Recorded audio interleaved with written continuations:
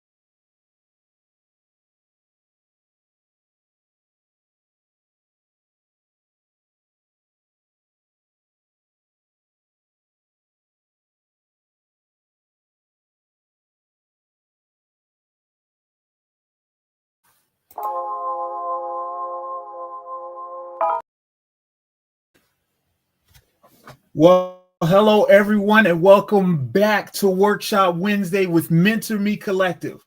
We're excited to have you join us for a session that will help turn your data into actionable insights.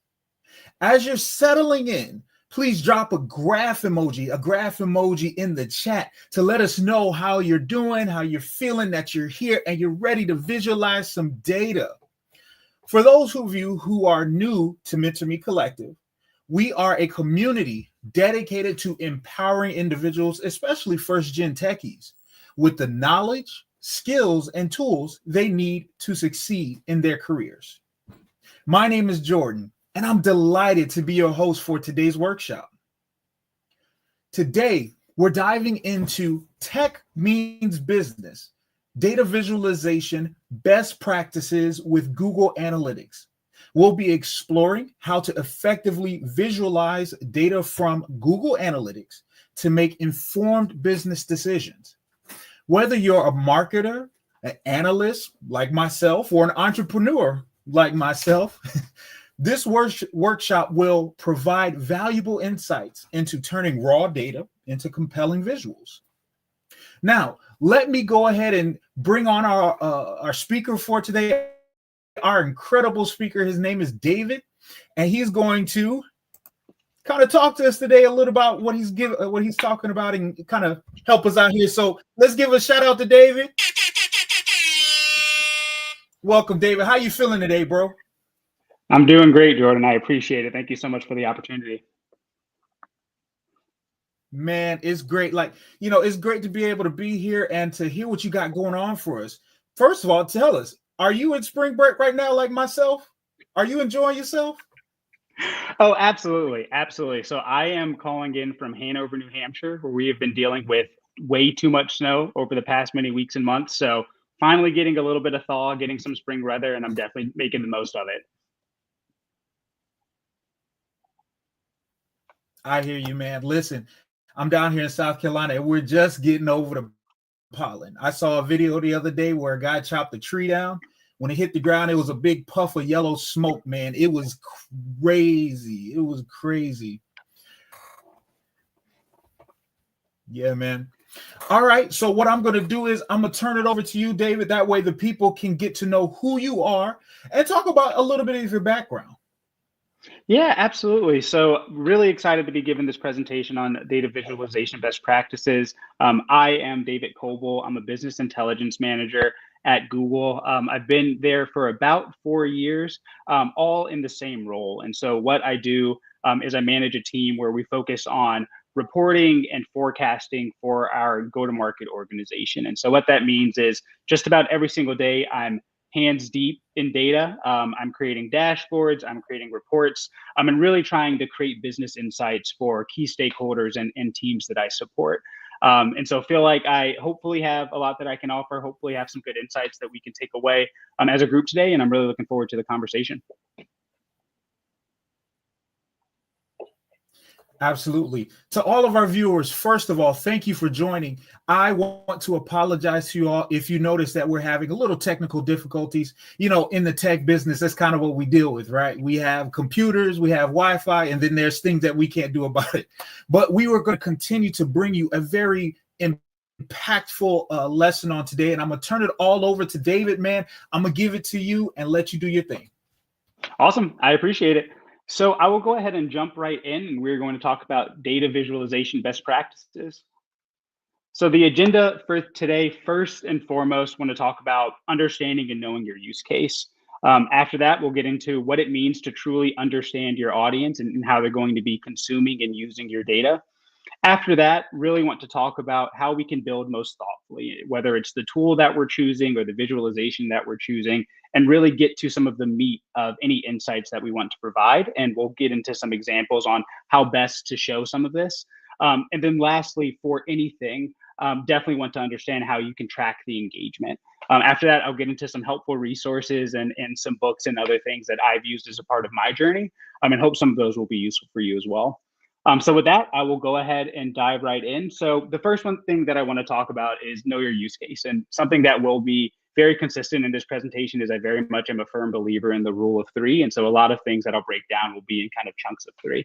And so if you want to think about the 3 main things that we talk about for really knowing your use case, it's analytics maturity, and I'll get into what that means in a little bit. It's metrics alignment between both you and your stakeholders. And then lastly, it's defined expected outcomes, so that you understand what you're providing, how they'll be consuming it, and how you can make sure it's a mutually beneficial engagement. And so first, for analytics maturity, what we really want to talk about here and understand is how your business is currently consuming data.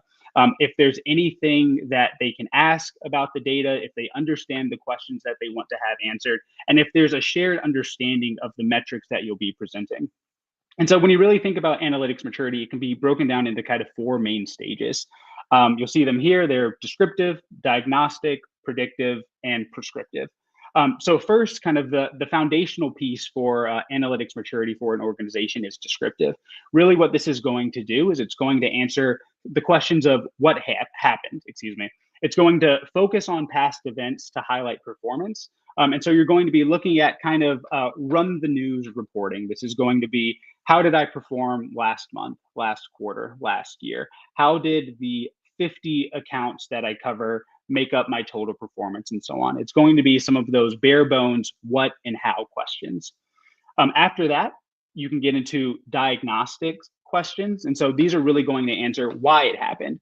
And so if you look at a decline in sales, or ideally an increase in sales, you're going to want to know what those drivers are. Are there any outliers that we need to dig into? Are there any cross-functional teams that we can diagnose to understand how the different puts and takes of our business are contributing to overall performance?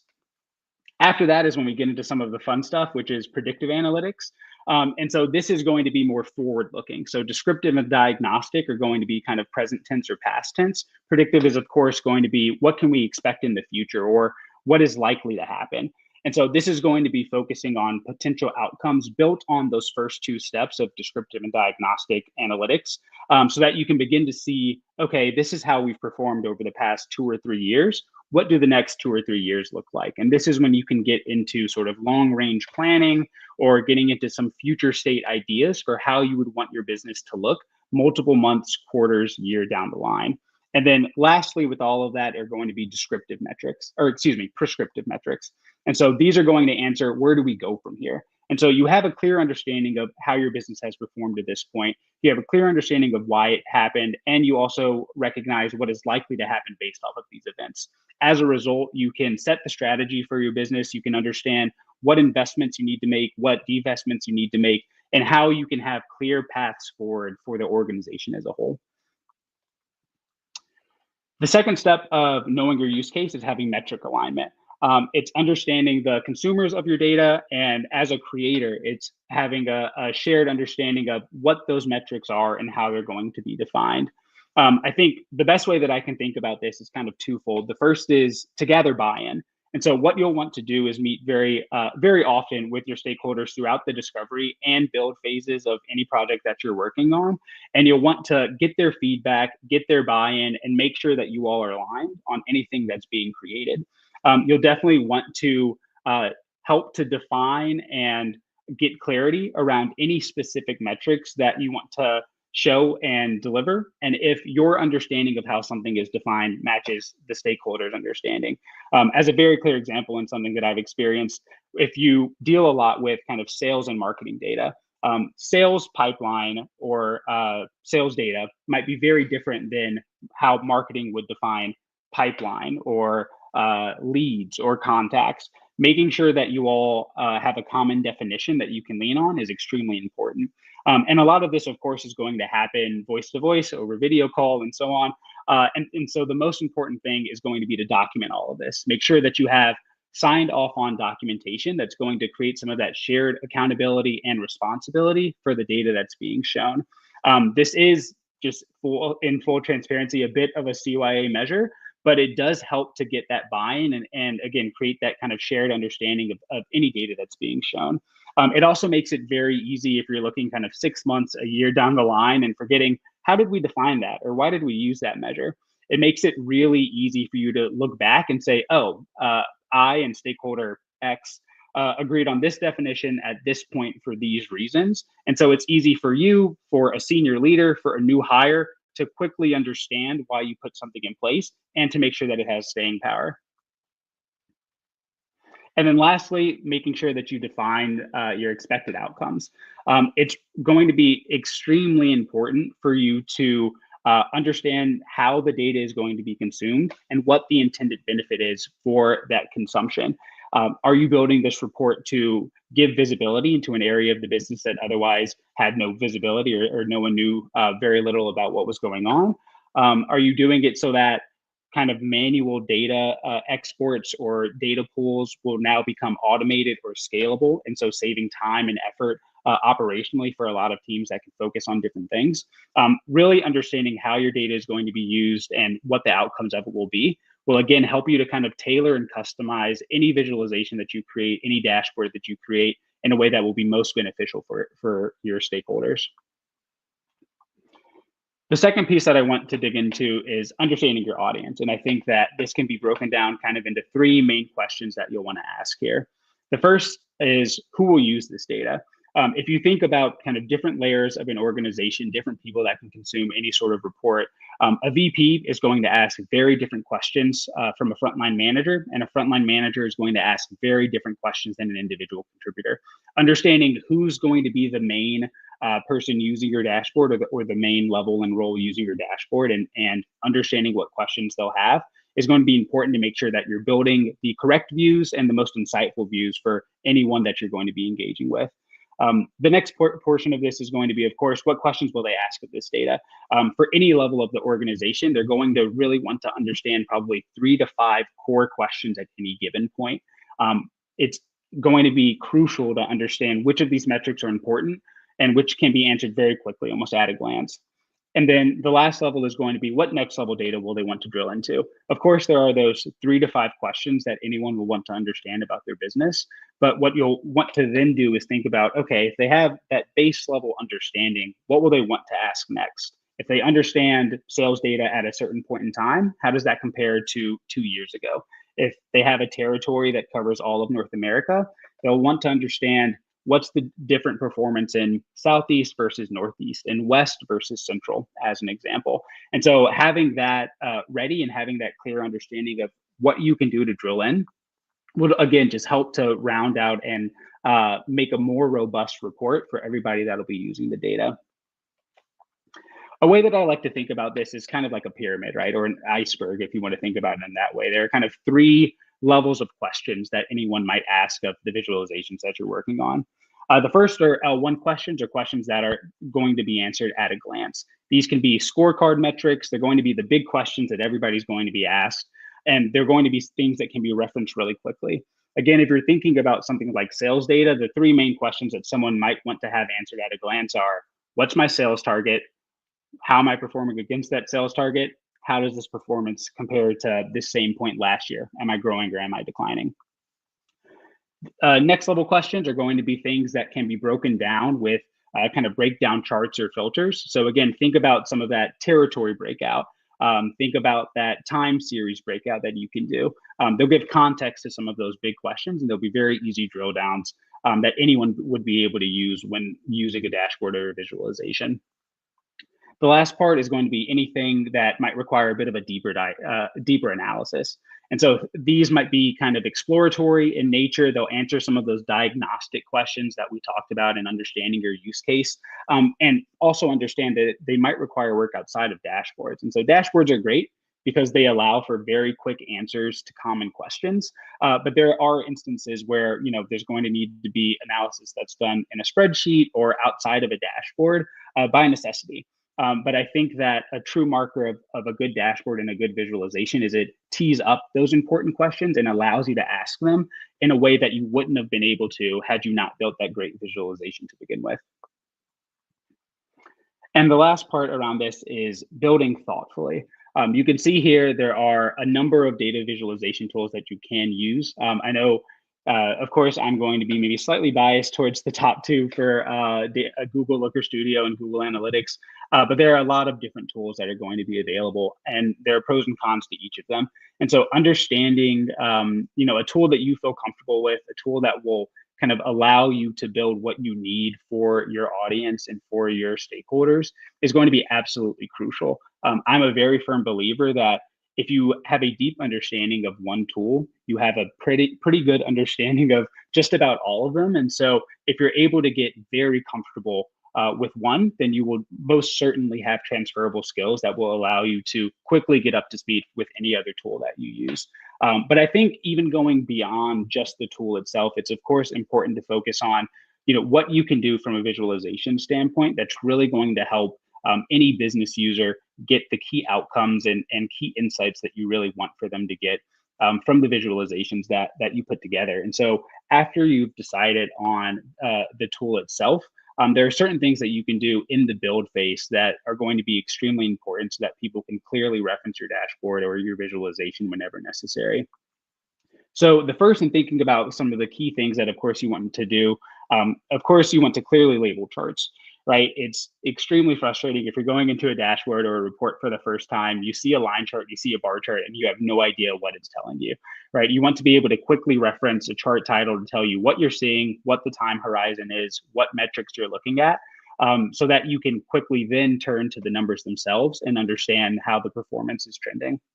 Second is consider the granularity of the data, right? If you're showing something in a time series analysis, as an example, on a weekly basis, does that make the most sense? Is that something that can be broken out by month or by quarter? If you're looking at 50 accounts in your territory, but you understand that maybe only the top 10 have the majority of the performance, then do you need to show all 50? Can you show the top 10 and group some of the others? Helping to just cut down on some of that noise will be extremely beneficial for anyone that's using the dashboard.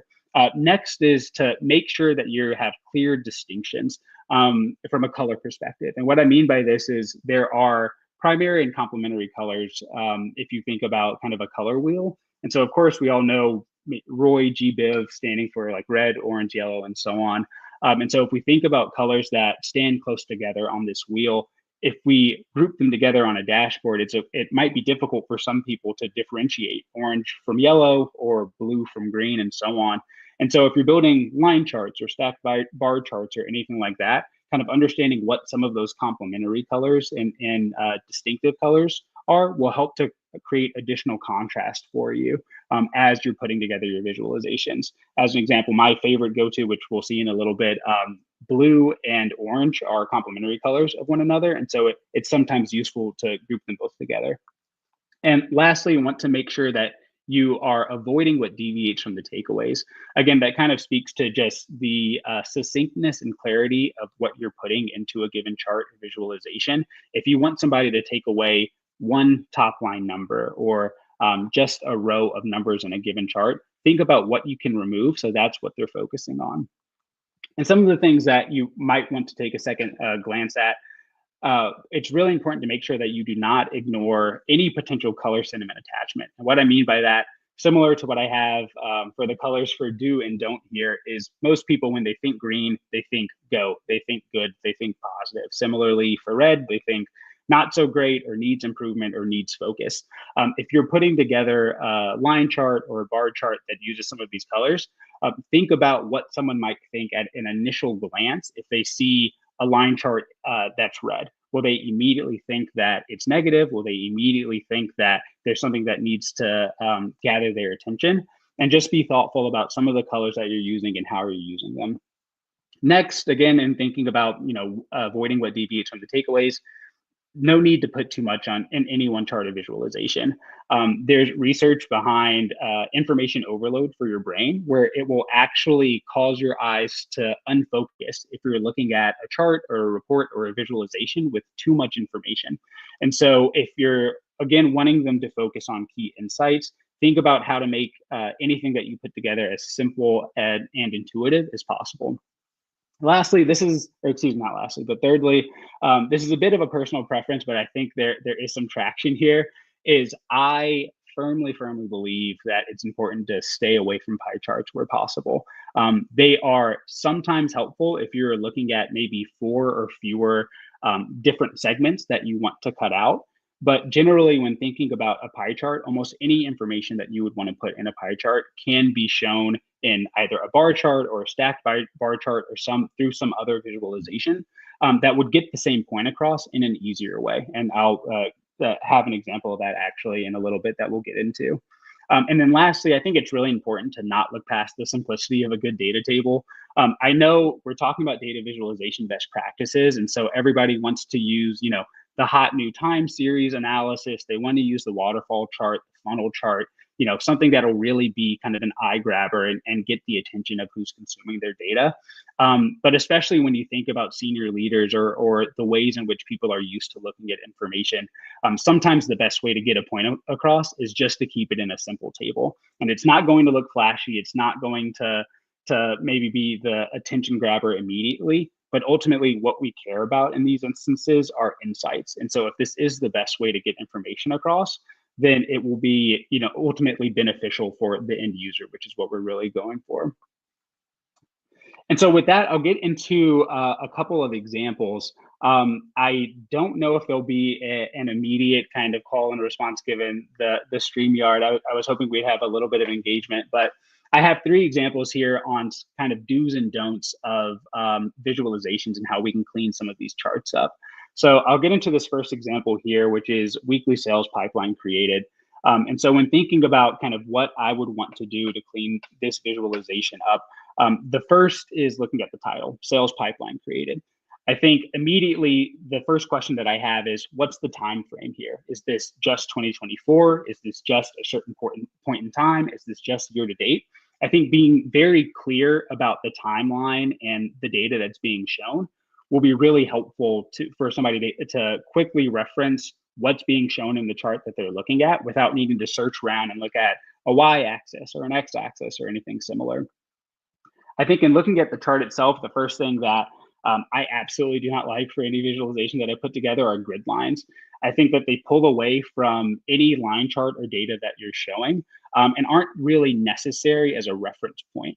They don't add that much in terms of additional value for a user, and they can take away from the actual trend lines or views that you're trying to see in the data itself.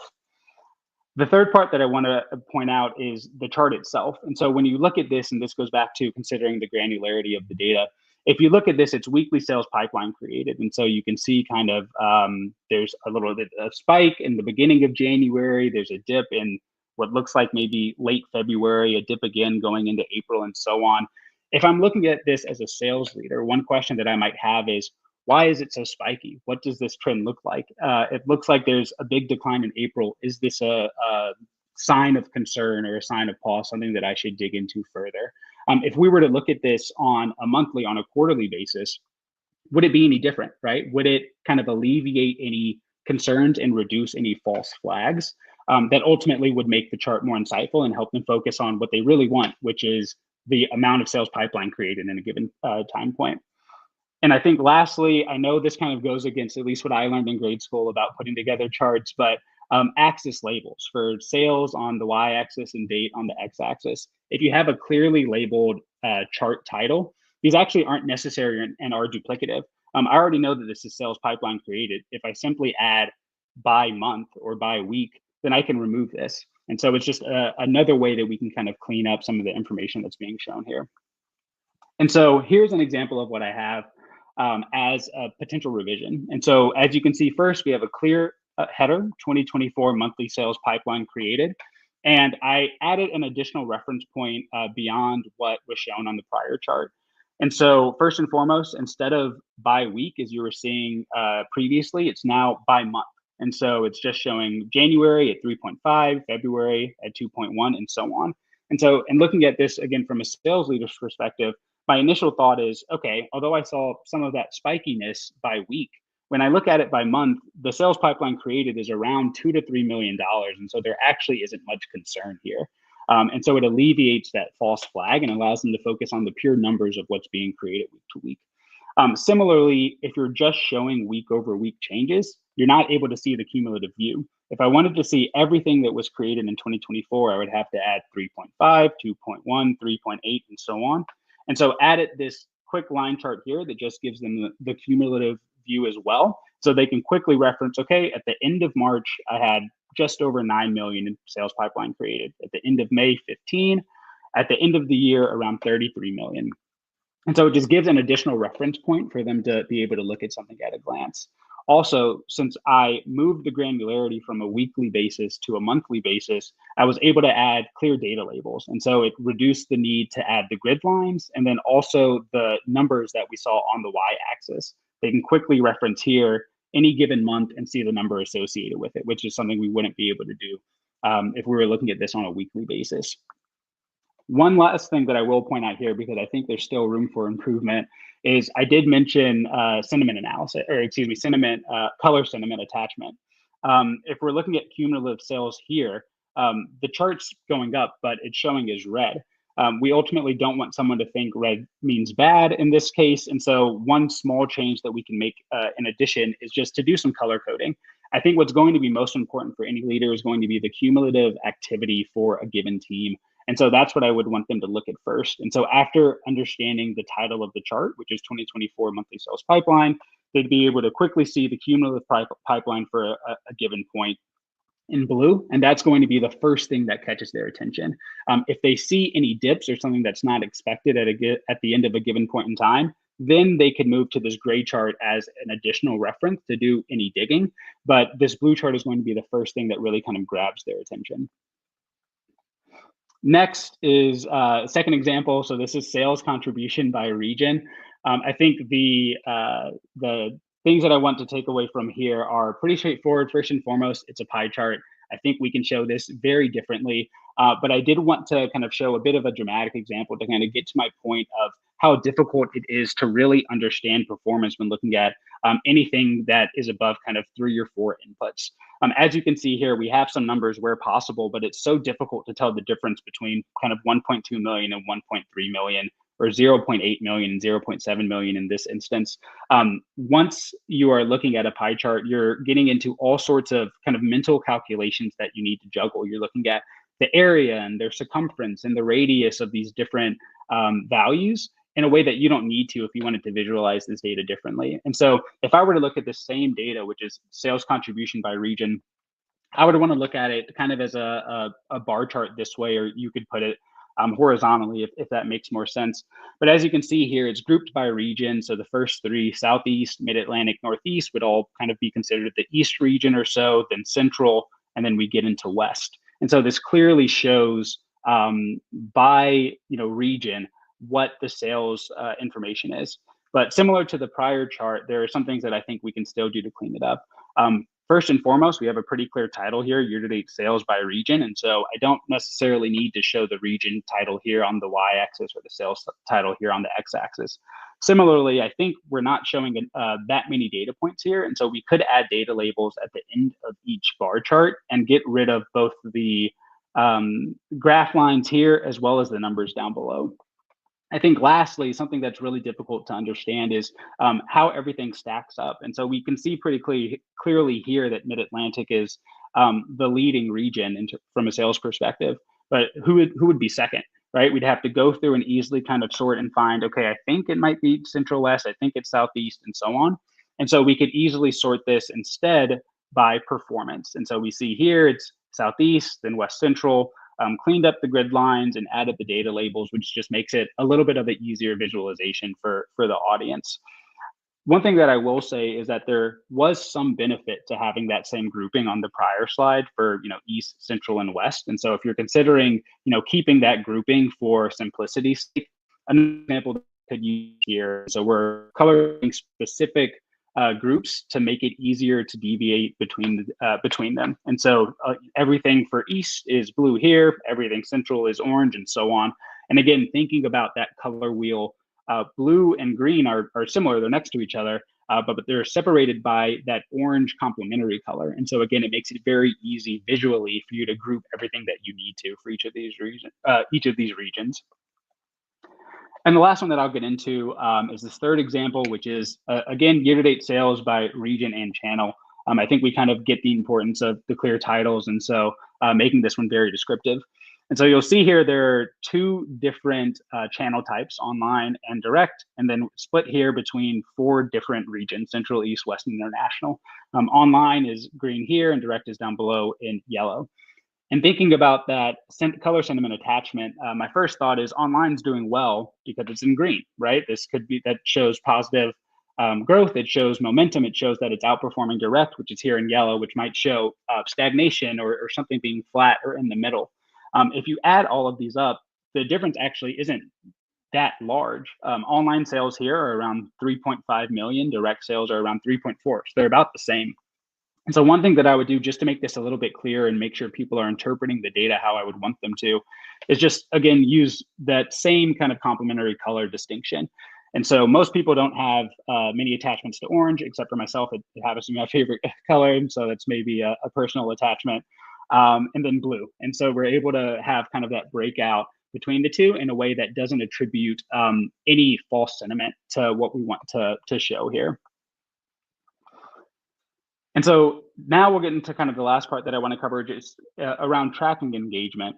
I think one of the funniest things that I learned when I first started, my work in business intelligence and data visualization is it's similar to if someone chops a tree in a forest and no one's around to hear it, doesn't make a sound. And if someone builds a really good dashboard but nobody uses it, did somebody build an actually good dashboard? And that one's definitely stuck with me. And it's really, really important to track that as best as you can. And so it's really important to understand, who's using the tool, how often they're using it, and if it's answering the questions that you expect for them to. And I think what's really important is that dashboards or visualization should not be a one and done thing. They are meant to be iterative. They're meant to grow and scale as a business and its needs change. And so that's going to be really important to make sure that you're accounting for all of that and doing what you can to provide the most value for any of the stakeholders or users of your dashboard. And so just to kind of recap, the four main things that I wanted to make sure we kind of hammered home today is number one, know your use case. Really understand how your business, how your team, how any key stakeholders are currently consuming data. And as a result, what are some of the metrics that you feel like you can track effectively and scalably? I think with that, it's also extremely important to make sure that there's a shared understanding and definition around some of those metrics. The second is understanding your audience. So again, who's going to be using this reporting, how, and what are some of the key business questions and insights that they're hoping to answer and get from any visualization or report that you build. Next is going to be just build thoughtfully, understanding the tools that you have for the use case and making sure that any visualization that you are putting together is as clear as possible so that people have kind of very clear, succinct takeaways. And lastly, like I just mentioned, tracking engagement is extremely important. And like I said, I never forget that saying, and I hope you don't as well. Lastly, getting into some helpful resources. So there are kind of three main books that I really enjoyed and thought were pretty instrumental for kind of my development and understanding of how to build really good dashboards and reports. The first is by Edward Tufte, and it's The Visual Display of Quantitative Information. One thing that I will say about this one is that it is a little bit dense and does read like a textbook. I think there are very good examples in here and very good charts for you to reference. And there's still some takeaways that I use in my day-to-day work. But it is a little bit of a heavier read. So I will just say that. The next is actually written by a former Googler. I don't get a commission or anything from it, but it's Storytelling with Data by Cole Nussbaumer-Knopfler. And this was actually of these three, definitely my favorite book. It is extremely clear in kind of giving step-by-step examples. I actually got some of the ideas for my examples and some of the examples that are shown in this book, where it literally goes from one page to the next, just cleaning up different visualizations and gives you a very clear view of how to make your insights and information as crisp and clear as possible. And the last one is just The Art of Statistics. This is less about data visualizations and more about just understanding how people interpret statistics. It gives a lot of real world examples of how statistics are used in day-to-day life and how people can manipulate them or use them in a certain way to convey a point. And it's just a really interesting read if you're a fellow nerd of numbers like I am.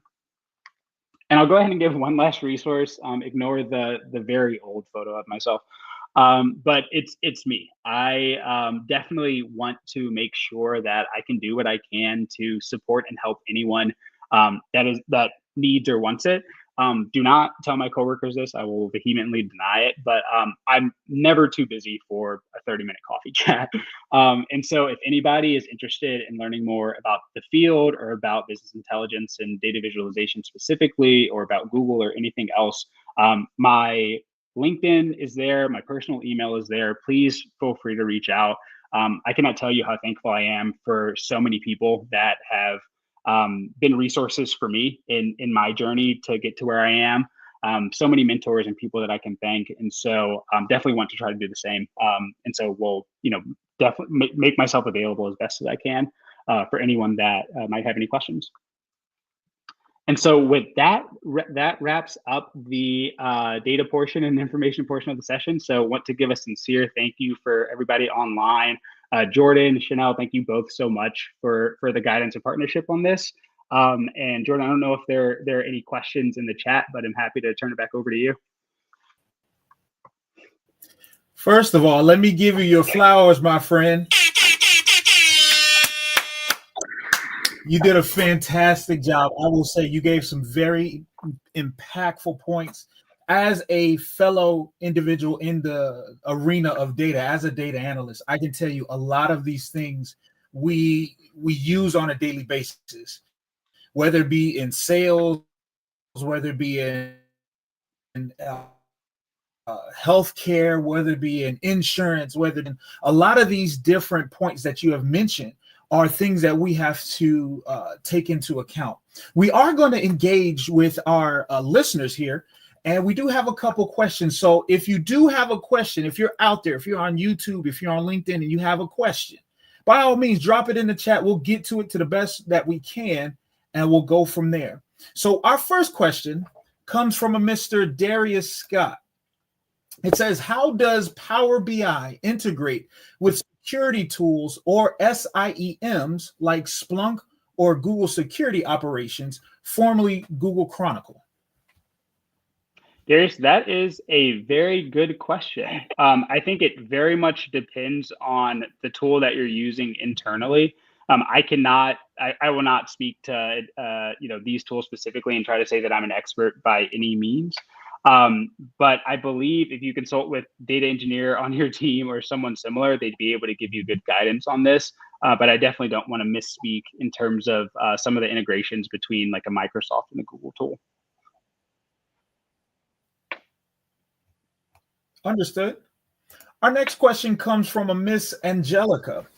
She wants to know, when looking at these three iterations of examples, are the second versions still considered acceptable while the third versions represent the ideal approach?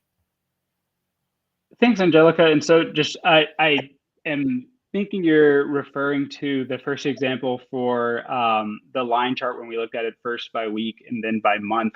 I would say the second example that we used that showed kind of the red bar chart, I think red line chart, I think still would be considered acceptable. It's a pretty clear distinction between the red and the blue from a color perspective. And so I think that gives a pretty clear takeaway for the user. What I would say is just be thoughtful about which is more important. I think what I really wanted to try to drive home in that final example is that someone might be most interested in kind of cumulative sales. And so if thinking about what's going to first draw someone's eye, I want to make sure I highlight that color with something that really pops.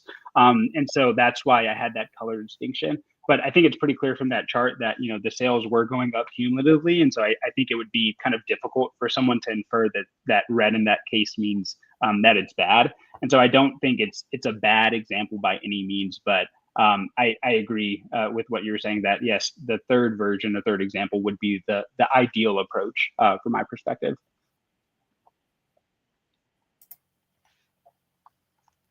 Okay. The next we will have a question from Amen, and forgive me if I mispronounce your name. It says, with the rise of AI agents, and don't we know about artificial intelligence, but with the rise of AI agents that can analyze data, generate visualizations, do you think that data analysts are at risk of being replaced, or will their role just evolve? Now, I could answer that, but I'm gonna leave it to you, David. I would love to get your take on this too. Honestly, I think people have differing perspectives, and I feel like I get a different side of the argument every time I'm on LinkedIn. I think my personal opinion on it is there is little risk to data analysts being replaced. I think you're spot on that roles are going to evolve to incorporate AI more and more. I can think of immediate team members that I've worked with that had very little coding or data visualization skills when they first joined the team. And through the help of AI, many years later, they've become extremely proficient. And so I think that AI has really helped to kind of upskill and up-level their understanding of data analysis and tooling. And that's been extremely beneficial. I think that there will always be the human need for any sort of visualization. I think numbers are extremely important and computers are really good at analyzing them, but all data needs context. All data needs a good story around it. And I think that, at least at this point, that's something that I have found lacking in some of the AI tools that I've played around with. And so I think that there will still need to be that human engagement that has that business context, that ability to put a compelling story together in a way that is directly relevant for consumers and different audiences. And so I think it will just be a continued integration of the two and not necessarily a replacement of one from the other. And David, just to piggyback off of what you're saying here, what I want people to remember is that AI is a tool. So just like somebody who will go out to a garden, you have your shovel, you have your pickaxe, and all these other things you have, whatever the case may be, you use to garden. It's only a tool. The tool itself cannot replace the gardener. So as much as we want to say AI is, replacing us and AI is taking over jobs, no, it's just a tool, but we have to take our steps to further educate ourselves in how to use these tools. So like I'm proficient in certain scripting languages, or I'm proficient in language models for developing AI prompts to help AI be able to do, all these other things. I can go into what I do, but anyway, it's a tool that basically can help you get what you needed to do.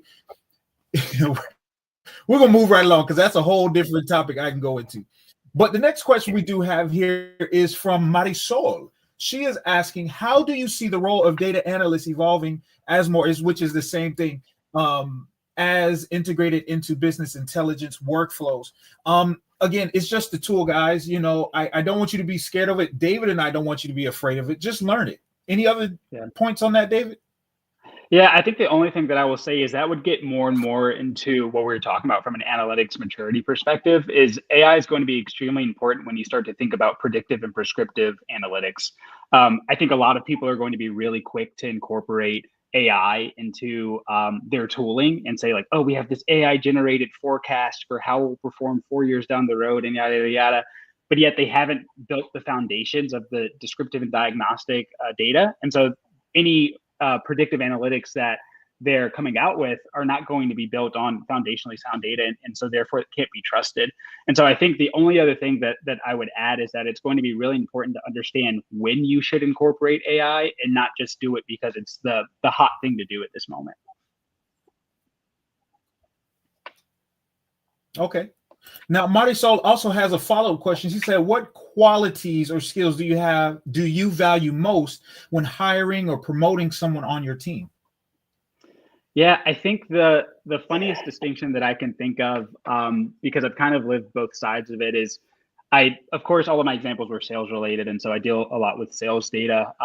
Before my role in business intelligence, I actually worked in sales for a couple of years. And so I've seen kind of both sides of it. And I think that people are very quick to make kind of two distinctions. There are people that work with data, and then there are salespeople. And the way that I like to think about salespeople are there are people that are good at telling stories, right? I think that the best business intelligence analyst, the best data analyst is somebody that's going to be able to understand the data and tell a very compelling, succinct story around that data. And so if you're thinking about someone that's really going to make a name for themselves and grow within a company, it's going to be someone that can gather the insights, cut down the noise, and make a really compelling business case for why the data that they're showing is important for a team, for a leader, for an organization. And so I think that's something that is going to be extremely important, is for any analyst just to understand how to put a compelling story together, how to tell a very clear flow with, the slides, the report, the dashboard that they're building that can kind of build to a narrative that they want as a key takeaway. So I think that's the biggest thing beyond anything else is just going to be that storytelling. I think with that kind of, engaging with stakeholders, kind of understanding what their business needs are is extremely important. I think analysts can be really quick to kind of hide behind numbers at times. I think it does attract a certain personality type. And so they'll be very quick to, just delve into the numbers, get really deep into it. But I think being really good at building those relationships with key stakeholders will help you kind of flesh out your understanding of the data that you're looking at, will give you additional business context, which again, will just make any story that you're building with that data more compelling. Okay. Everybody, keep putting those questions in the chat. We're getting them coming in.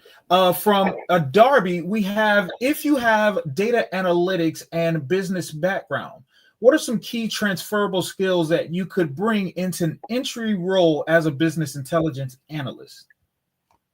I think, and again, speaking from personal experience, I think having sales background is good for just about anything. It just gives you so much business context. It helps you to understand how people use data, and gives you an ability to tell a compelling story, build some of those relationships like I mentioned. And so I think that's going to be really important for anybody that's kind of looking to make that transition or move into a business intelligence role. I think something that was really beneficial for me in making that transition when I met with the manager that ended up hiring me, I had no formal business intelligence experience. I am very, very involved with kind of spreadsheets. I use them a lot in my personal life, but had no formal experience that I could really lean on. But what he really appreciated was my understanding of the industry. And so I could lean very heavily on, customer conversations that I had questions that had been asked and so on. And again, that just helped to kind of flesh out the context that I had to support an analysis. I didn't have the analysis skills at the time, but those can be learned. Technical skills can always be learned. If you have really good willingness and ability to kind of gain any sort of business insights and context, I just think that's going to help you so much as you're looking to move into an analyst role or any role dealing with data. Yeah, and to piggyback off of that, guys, the biggest thing is having a willingness to learn. That is the number one thing that we can really kind of stress to you is, scripting is not something that you can just kind of, put into your mind, or learning about Excel. We're talking about data visualizations, learning about data visualization. It's not something that as a cartoon, you're going to open your brain, pour it in, and then you'll know about it. It takes some time learning it, but then to David's point, having experience in the industry that you're working in. So if you're in healthcare and you have worked as a insurance sales agent for many years, but now you want to transition to the data side, you can do that because you have an understanding of the markets. You understand the different enrollment periods. You understand how the when people buy, when they want to disenroll from their plans, things of that nature. You start talking about all of the different nuances and ins and outs because you have a knowledge of that industry. Okay. Absolutely. And I think like I said, everybody keep putting questions. Sorry, Jordan. I know that. Go right ahead. Go right ahead. You got it. One final thing that I did want to say on transferable skills and just trying to break down some of the mystification around any sort of data analyst role. To your point about scripting knowledge, I think some people think that you need to know every single command, every single function, every single line of syntax that's necessary for Python or SQL or HTML or whatever you're using. And that's not the case at all. I think something that you need to be really good at as a data analyst is knowing how to find answers. And so if you're used to scouring the web for specific things, used to going to Stack Overflow, Google, anything else, there are maybe 5 or 10 key functions that I know in my role. I generally get I generally get how to use something and might have an idea, but might not know the exact syntax that needs to be used. But I know how to go and find it. I know the questions to ask to get to the answer that I need to. And so I think being really clear and having a good ability to go and search for answers yourself will be really important, because you're not going to know everything, especially at an entry level, and really at every level. There are so many things that you're going to constantly need to go and learn about and research just to make your tooling that much better. Perfect. I do have a question I want to get out to you, David, because I think it'll help our listeners. For someone new to Google Analytics, what is the biggest mindset shift they should make when approaching data visualizations? It's a good question. The biggest mindset shift. I think when you're looking at Google Analytics and any tool, the biggest thing that you can try to do is show everything, right? Show every cut of data, show every absolute data point that you can into a single visualization. And it can just be information overload. I think when you're approaching any key dashboard, any key tool, it's going to be really important just to stay succinct in what you want to convey, stay succinct in kind of the 3 to 5 main things that you want that dashboard to answer. And that's going to be just really important for the utility and the usefulness of the tool. So I would use that as kind of the biggest driver for what I would want to focus on with Google Analytics or with any tool.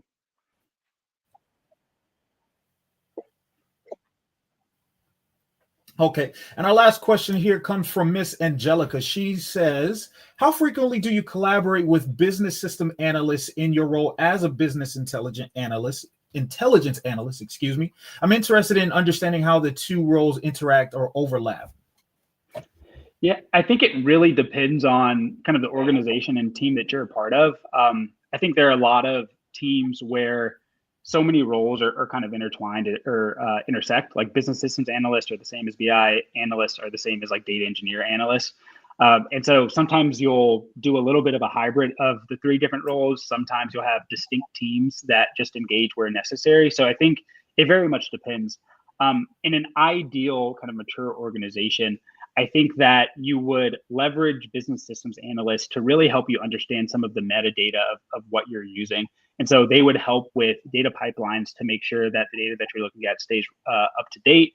They would help to understand if there are any kind of potential outliers or duplicates of the data that you're looking at. And they would help to just make sure whatever you're using to build your reports is as clean and accurate as possible. That doesn't always happen, and sometimes you wear kind of all of those hats yourself. But I think ideally that's what you would hope for. All right. Well, David, listen, man, thank you so much again for the information that you provided. It has been such a wonderful treat to listen to you talk data visualizations. It kind of reassures some things in me as well. And thank you for joining us. We hope you found this workshop to be valuable. We have another exciting workshop coming next week, same time, same place.